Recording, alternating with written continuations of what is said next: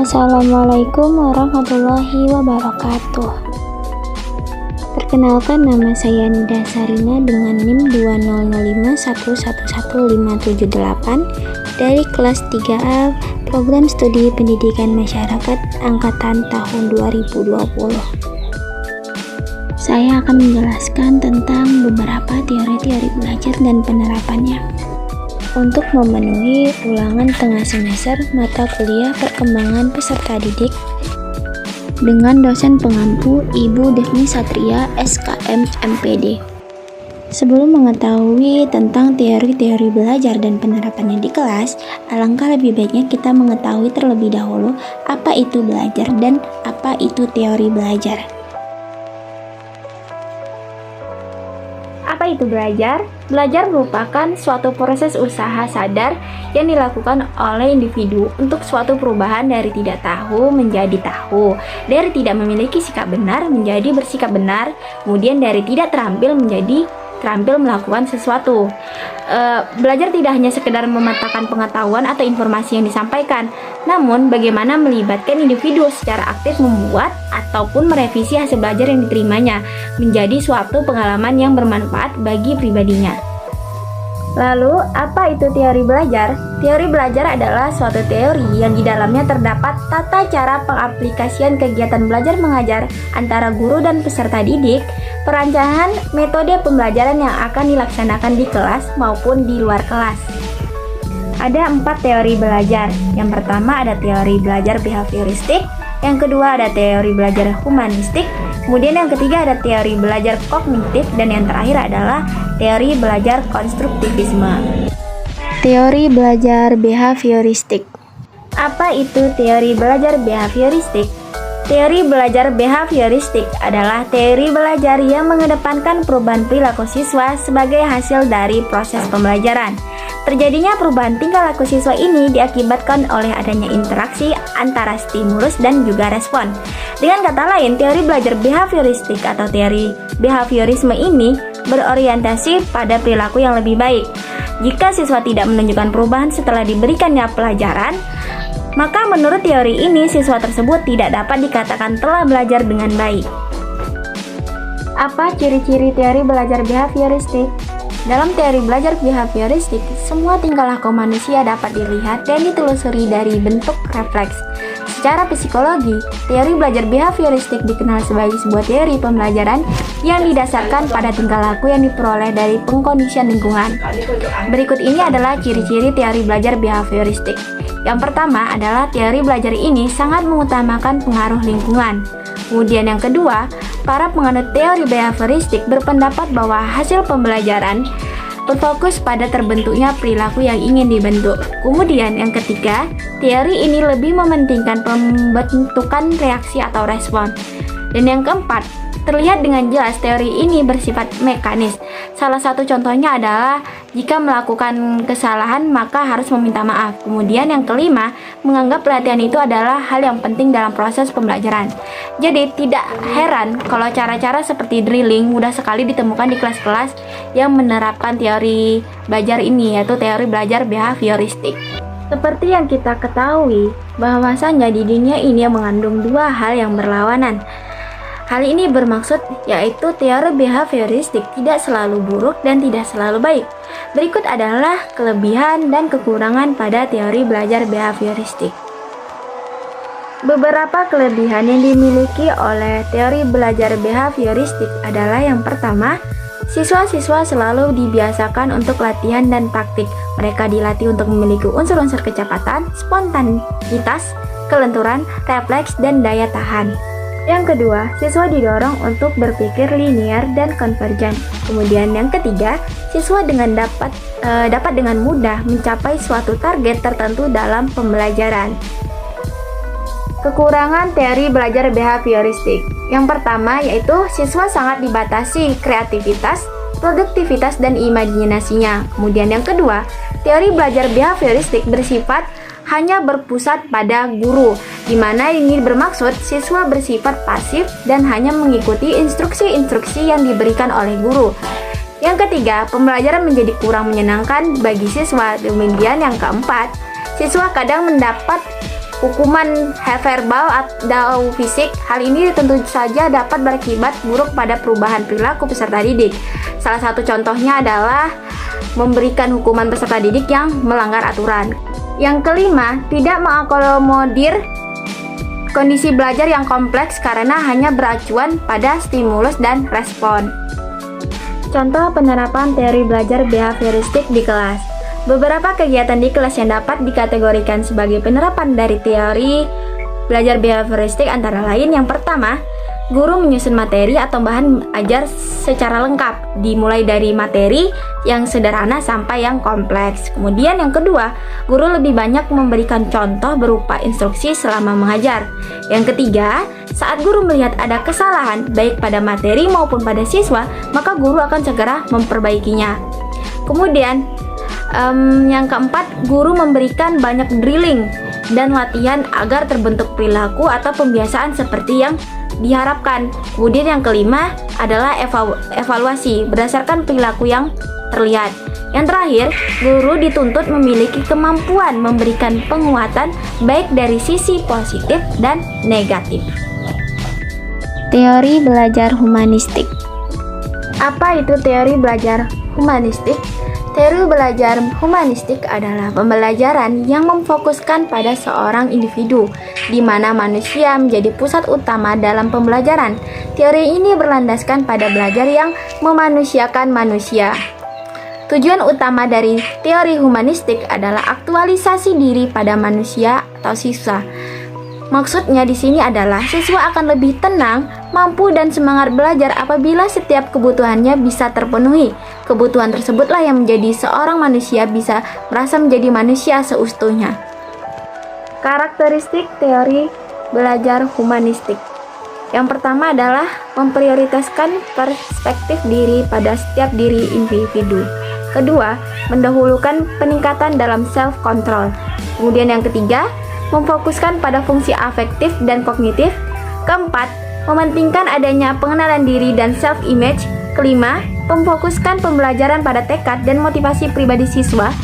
Keenam, mengutamakan siswa sebagai pribadi yang unggul. Kemudian yang ketujuh, memprioritaskan ilmu pengetahuan dasar dan pengalaman. Kelebihan teori belajar humanistik.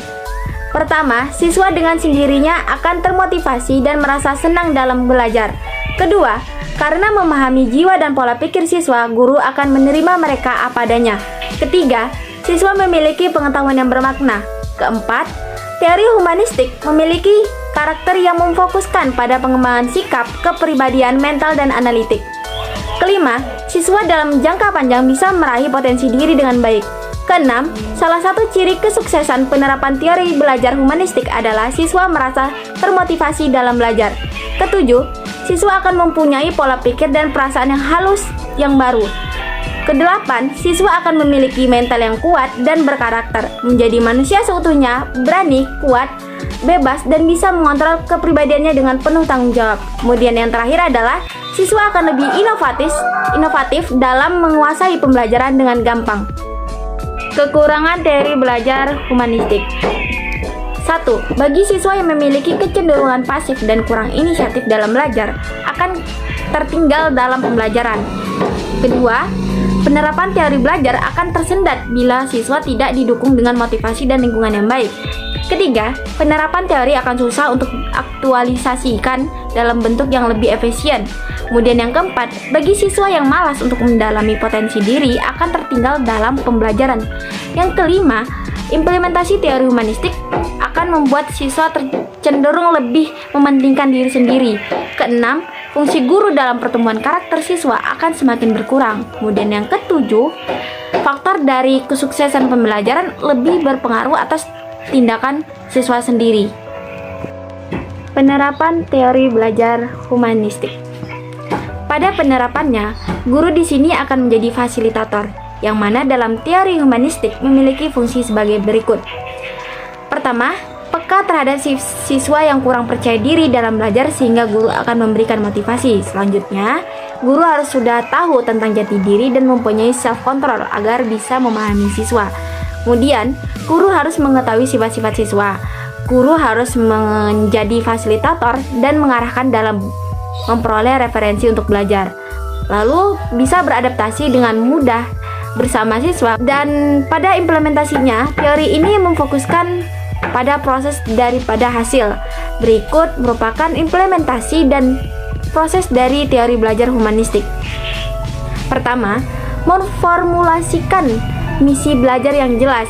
Kedua, perilaku berpikir kritis dan kreatif dan bisa memahami secara sadar dalam pembelajaran.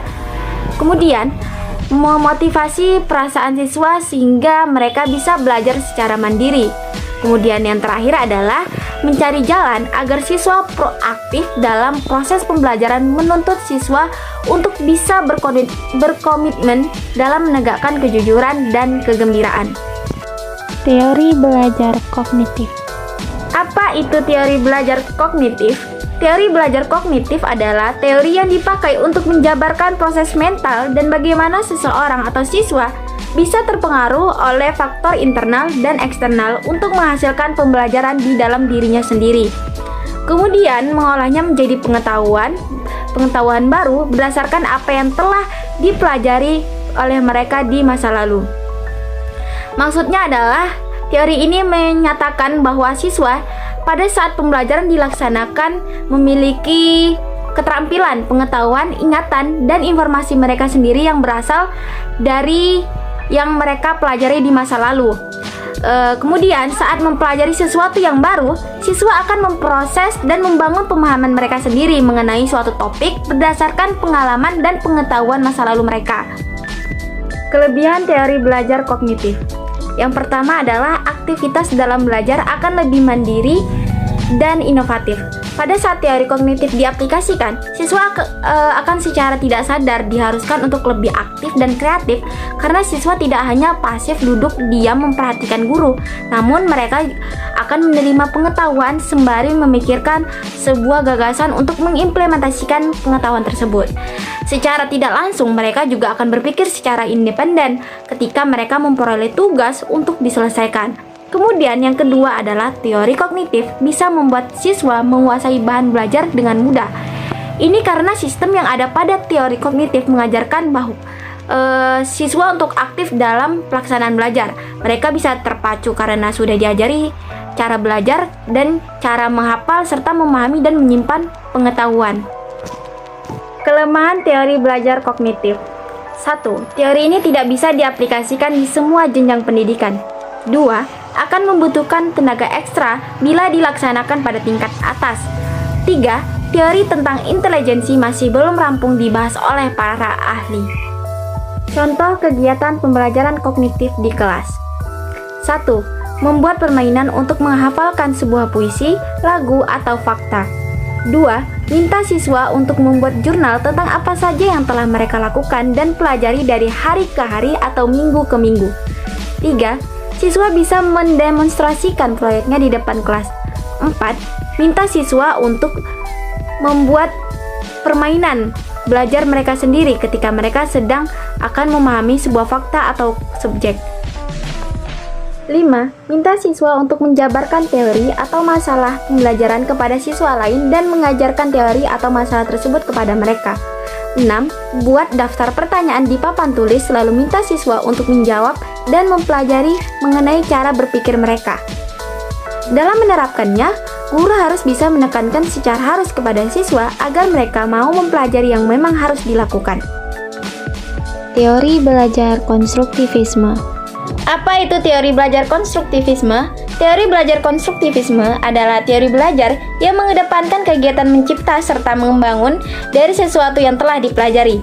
Mengapa demikian? Karena kegiatan membangun bisa memacu peserta didik untuk selalu aktif sehingga kecerdasannya akan meningkat. Kelebihan teori belajar konstruktivisme. Teori ini dalam proses berpikir membina pengetahuan baru, membantu siswa untuk mencari ide, menyelesaikan masalah, dan membuat keputusan. Teori ini dalam proses pemahaman murid terlibat secara langsung dalam membina pengetahuan baru. Teori ini dalam proses pengingatan siswa terlibat secara langsung dengan aktif, maka akan ingat lebih lama semua konsep. Teori ini dalam kemahiran sosial siswa dapat dengan mudah berinteraksi dengan teman dan guru dalam membina pengetahuan baru. Dan yang terakhir adalah oleh karena siswa terlibat secara terus-menerus, maka mereka akan paham, ingat, yakin, dan berinteraksi, maka akan timbul semangat dalam belajar dan mereka dalam membina pengetahuan baru. Pandangan teori belajar konstruktivisme. 1. Siswa membuat pengetahuan dengan ide mereka masing-masing. Oleh karena itu, pendapat siswa berbeda dengan pendapat para ahli. 2. Teori ini menanamkan supaya siswa membangun pengetahuannya sendiri. Hal ini pasti membutuhkan waktu yang lama, apalagi untuk siswa yang malas. 3. Kondisi di setiap sekolah pun mempengaruhi keaktifan siswa dalam membangun pengetahuan yang baru dan penerapan teori konstruktivisme di dalam kelas.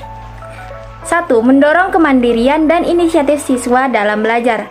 2. Guru mengajukan pertanyaan terbuka dan memberikan kesempatan beberapa waktu kepada siswa untuk merespon.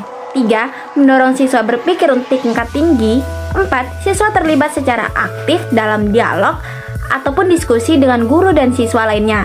5. Siswa terlibat dalam pengalaman yang menantang dan mendorong terjadinya diskusi. Dan yang terakhir, guru menggunakan data mentah, sumber-sumber utama, dan materi-materi interaktif. Sekian yang dapat saya sampaikan. Jika ada kesalahan dan kekurangan, saya mohon maaf. Terima kasih sudah menyaksikan. Assalamualaikum warahmatullahi wabarakatuh.